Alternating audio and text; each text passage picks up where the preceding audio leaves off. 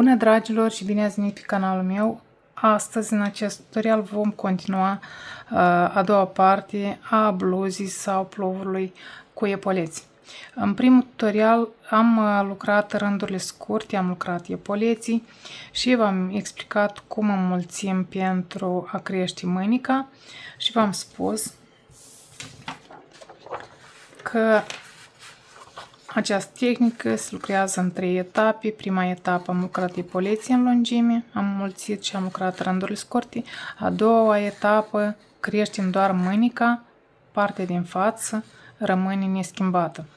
Aici am găsit niște măsurători standard, da? După care mă ghidez și eu și mi se cam potrivesc. Acum, dacă vă doriți ceva mai lejer, mai oversize, atunci ar trebui să mai adăugați vreo 2-3 cm la aceste valori. Acum, eu am lucrat înmulțirile pentru mânică și partea dreaptă din față, la mine este de 15 spre 16 cm. Da? Ia uitați. De aici, în jos, da? Da, 15 cm. Fără ca să întind. După spălare s-ar putea să fie 16. Dar, acum, iar în față, am 37 spre 38 cm. La fel, am ochiurile cam înghesuite pe Andreea, dar mă voi strădui să nu întind nici prea tare, am 38 cm. Și vă spuneam în tutorialul anterior că circumferința bustului la mine este de 100 cm. Eu ar trebui să ajung aici la 100 cm, dar având în vedere că partea din față este doar jumătate, scriem aici 50. Ar trebui să ajung partea din față, iar la mânică vreau să ajung de 38 cm. Eu aici, acum sunt aici, da? Aici, eu am măsurat și am în jur de 29 cm, partea dreaptă. V-am spus că este mai greu pentru că oricum se și ondulează. Să iau chiar de la marcator până la celălalt marcator și am 29 cm spre 30. Am 29. Scriem 29 cm am aici. Noi nu numărăm ochiurile. Acum noi măsurăm în centimetri. Iar partea din față, v-am spus că avem 38. 38 cm. Acum eu de la 38 cm ar trebui să ajung la 50 cm, vorbind de jumătate. Partea de la sub braț voi adăuga câte 8 ochiuri. Asta în jumătate ar veni 4 ochiuri pe o parte și 4 pe o parte, da? Iar 8 ochiuri vor fi 4 cm. Deci la cei 38 cm voi mai adăuga 4 cm. Și egal cu 42 cm. Acum, 8 cm va trebui să-i adaug aici și aici. 4 pe o parte, da? Aici 4 cm și aici 4 cm. Acum vom înmulți atât la mânică cât și la corpul plovului. Da? Odată la 2 rânduri. Exact ca la raglanul simplu. Apoi la final vom adăuga câte 8 ochiuri la sub braț și voi lucra în jos drept, mânica la fel drept. Dacă vreau să-i fac mânica mai strâmtă, atunci odată la 4 rânduri aș mai scădea câte un ochi, dar asta rămâne de văzut. Noi acum studiem raglanul. Dacă eu voi lucra mânica în continuare cu mulțiri, încă 5 rânduri cu mulțiri, voi avea 5 ochiuri pe o parte și 5 ochiuri pe cealaltă parte. Asta înseamnă că mânica mea se va mări cu 10 ochiuri, 10 ochiuri în centimetri, eu am 5 cm și 29 care i-am acum plus 5 cm, voi avea 34 cm. Deci voi mai avea nevoie de 4 cm care sunt la sub braț, pentru că la sub braț deja când adăugăm cele 8 ochiuri se revin și mânicii, da? Pentru că noi vom culege ochiurile și vom lucra pentru mânici și eu voi rămâne cu 38 de ochiuri. Deci după spălare, chiar dacă se mai lasă puțin 1 cm 2, nu e nicio problemă, pentru că 38 până 40 cm aș dori ca mânica mea să fie. Ochiul pentru linia raglanului. Aici avem ochiul care merge drept. Aici noi am înmulțit, da? Și acum voi stabiliți singuri dacă vreți să vă faceți linia raglanului dintr-un ochi sau din două ochiuri. Dacă vă doriți să fie din două ochiuri, atunci un ochi luați de la mânică, da? Și un ochi de la corpul bluzii. Și înmulțiți la fel cum ați înmulțit până acum. Ridicați ochiul pe Andreea, firul care vine dinspre linia raglanului să fie deasupra pe Andreea și o lucrăm răsucit spre dreapta, lucrăm două ochiuri pentru linia raglanului, ridicăm alt ochi și vedeți cum am pus firul pe Andreea, ochiul care vine dinspre linia raglanului este deasupra și îl lucrăm răsucit spre stânga. Astfel, aceste noduleți care se formează pe partea de pe dos nu sunt arătate pe partea de față. Altfel, dacă noi am luat invers ochiul, nu l-am luat așa, ci l-am luat invers. Îl lucrăm, da? Și vedeți, partea asta a ochiului vine ca muchia spre linia raglanului și atunci este vizibil. Așa că firul dinspre linia raglanului să fie deasupra peste Andreea și noi lucrăm ochiul de desubt. Și uite, astfel vom înmulți. Lăsăm marcatorul între cele două ochiuri, da?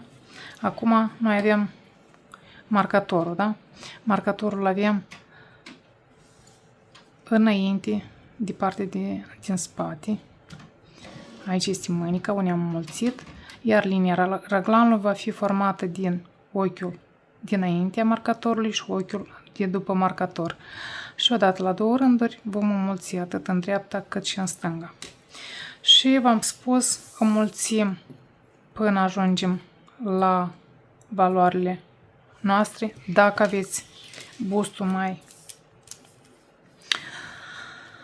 mai mare și mânica, ați ajuns la dimensiunea mânicii, la circumferința mânicii, atunci mergeți cu înmulțiri. La mânică nu mai înmulțiți, mergeți drept, iar la bust mai înmulțiți. Și aici, la sub braț, nu-i adăugați doar 8 ochiuri, puteți să-i adăugați și 10. Așa, după cum vă spuneam, înmulțim de o parte și de alta la liniile raglanului și creștem atât partea din față cât și mânica. Aceasta este deja răscroială la sub braț. Mânica mea are 34 cm în lățime, în circumferință, mai bine spus. Mai urmează să mai adaug 8 ochiuri la sub braț, încă 4 cm și voi avea mânica de 38 de cm, așa cum mi-am dorit-o. Acum, la înălțime, am 25 spre 26 de centimetri. Dacă vă doriți puțin mai lejeră la sub braț, atunci aceste 5 rânduri sau 6 rânduri cu mulțiri, de fapt, acele 5-6 ochiuri înmulțite, le mulțiți mai rar. Adică nu odată la 2 rânduri, ci odată la 3 rânduri, adică odată mulțiți, 2 rânduri le lucrați, pentru că sunt rânduri circulare, puteți să lucrați și la 3 rânduri sau la 4 rânduri. Acum depinde de lejeritatea care vă doriți voi. Partea din față la fel mi-a ieșit atât când îmi trebuie. Acum, eu cu un ac pentru tricotaje și un fir de altă culoare, voi scoate ochiurile mânicilor și le voi lăsa în așteptare și voi lucra circular doar corpul. Așa, linia raglanului la mine este formată din două ochiuri, de aceea un ochi îi scovine mânicii și un ochi îi scovine părții din față. Încep să iau ochiurile, inclusiv un ochi al liniei raglanului.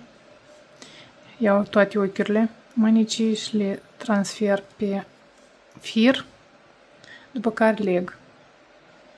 Așa am scos până la ultimul ochi, adică un ochi din linia raglanului. Apoi aici voi face o legătură și am terminat.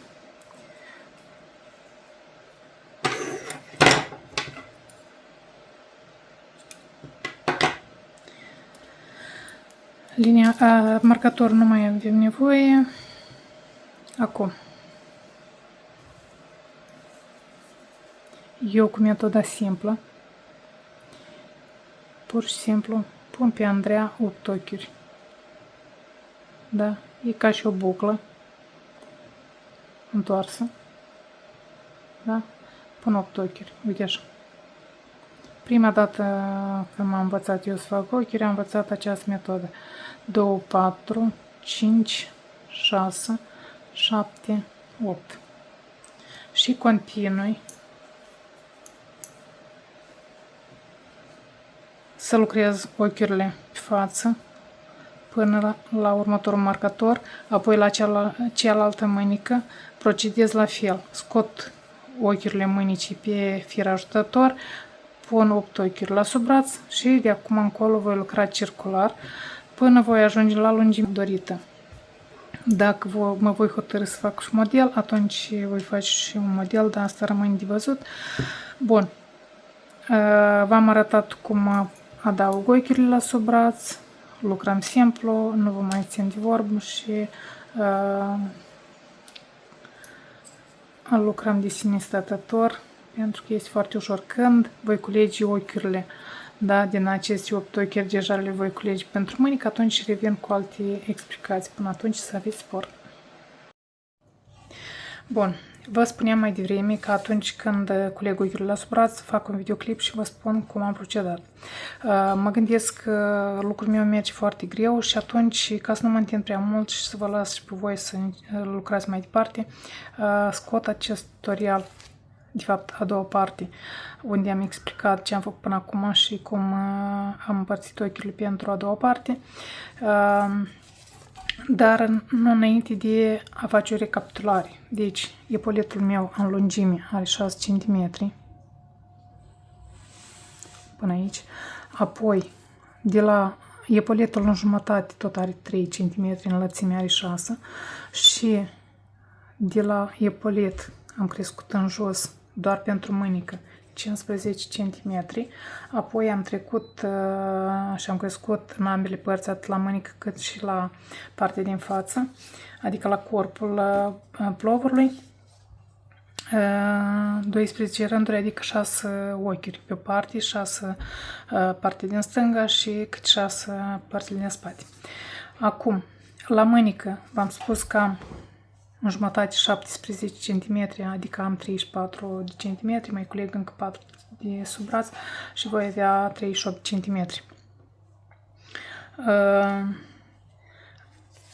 Bustul, am ajuns cu bustul la 50 cm și voi lucra în jos atât cât voi dori.